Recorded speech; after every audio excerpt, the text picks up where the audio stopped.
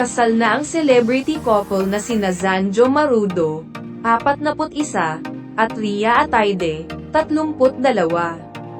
Mukhang itinaon ang sikretong pagpapakasal ni Zanjo kay Rhea sa mismong ika-32 kaarawan ng aktres noong Sabado, March 23, 2024. Sa post ni Zanjo ngayong hapon ng Lunes, March 25, binanggit niya muna ang petsa nito sabay ang pagbati sa kanyang wife na si Rhea.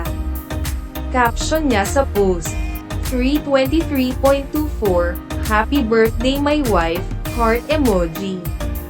Walang ibang detalye na inilagay si Zanjo. Pero sa mga larawang ibinahagi ng kanilang official photographer, ang Miss Print Photography.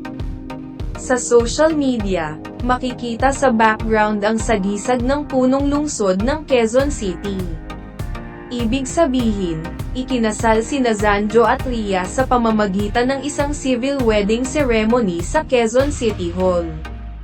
Mismong si Quezon City Mayor Joy Belmonte ang nagkasal sa dalawa.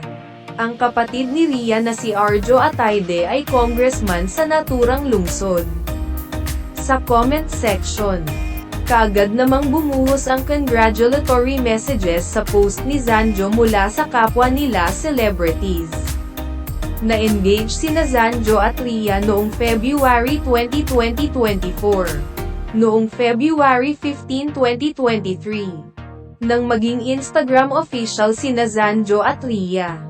Ito'y matapos i-post ni Zanjo sa kanyang Instagram ang sweet photos nila ni Rhea na kuha sa kanilang Valentine's Day celebration.